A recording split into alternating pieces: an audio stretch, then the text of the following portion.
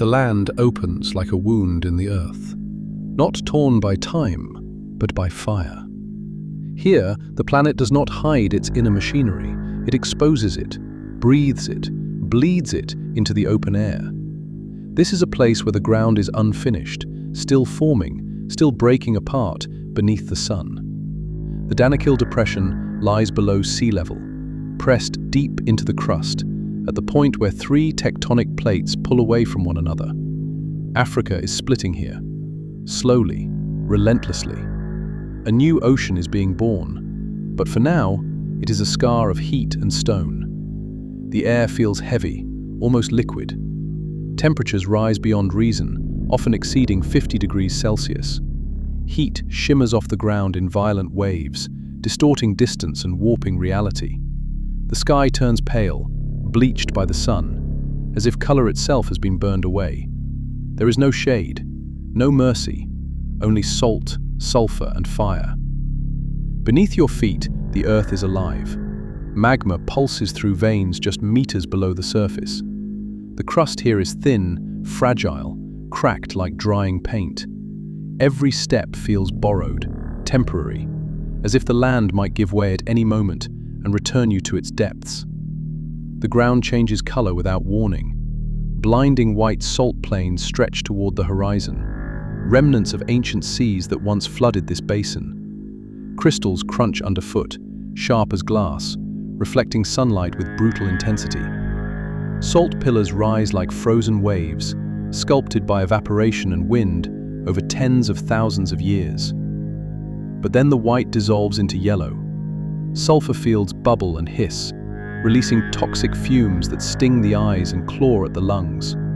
The air smells of rotten eggs and metal. Acid pools simmer quietly, glowing in shades of neon green, blood red, and electric orange. Colors that seem artificial, impossible, unreal. These are hydrothermal systems, fueled by volcanic heat. Water, minerals, and gases mix under immense pressure, erupting into the open world. The chemistry is extreme. The pH can rival battery acid. Temperatures can melt boots, blister skin, and dissolve metal. And yet, life exists. Microorganisms thrive here, feeding on sulfur, iron, and heat. They stain the landscape with color, painting the land in violent gradients. These extremophiles are some of the most resilient forms of life on Earth, creatures that flourish where nearly everything else would die. They are living proof that life does not require comfort, only opportunity. At night, the land does not cool, it smolders. The heat lingers in the stone, radiating upward as the sky fills with stars. With no humidity, no pollution, the universe feels close enough to touch. The Milky Way cuts across the darkness like a pale scar, mirroring the fractures below. And then, fire returns. Lava lakes glow in the distance, molten rock exposed to open air. The surface crust cracks and reforms endlessly, like a breathing organism. Each eruption is not an explosion, but a reminder. This land is not static, it is in motion, always becoming something else. Volcanoes here do not rise into perfect cones. They spill, they leak, they stretch across the ground in long black rivers that cool into jagged basalt. The flows stack upon one another, layer after layer, building a raw geological archive of Earth's violence. Some eruptions are silent, others tear the sky apart.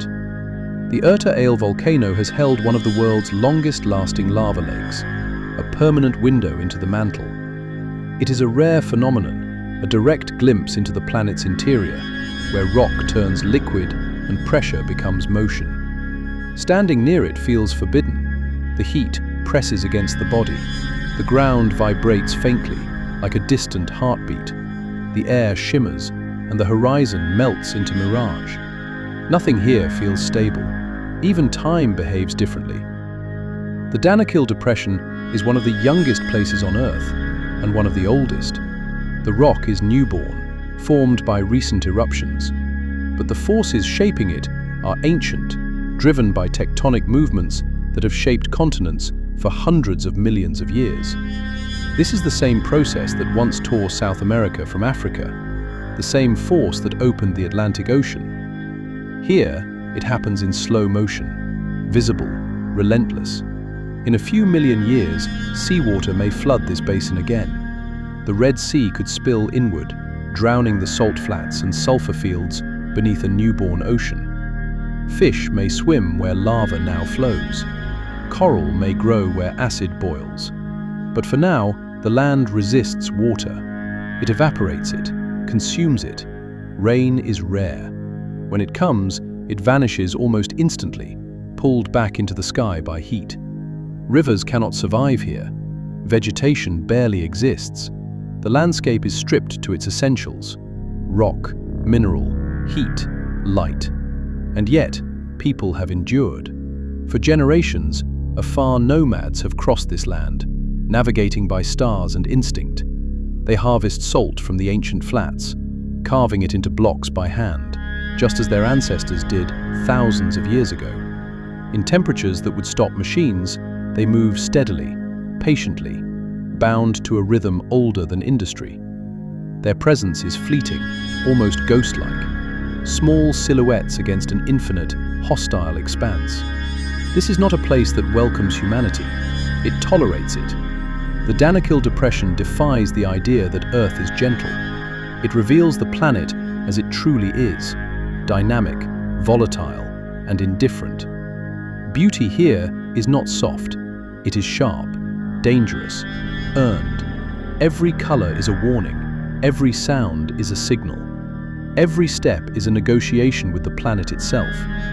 And yet, the longer you look, the more mesmerizing it becomes. The land feels alien because it is honest. It shows what lies beneath every continent, every ocean, every mountain range, the chaos that builds worlds, the fire that destroys them. This is not the edge of the Earth. It is the beginning, a place where continents are born, where oceans prepare to exist, where life learns how to survive the impossible. The Danakil Depression does not ask to be understood. It simply exists, raw, exposed, unfinished. A reminder that beneath the calm surface of our world, the planet is always moving, always burning, always becoming something else.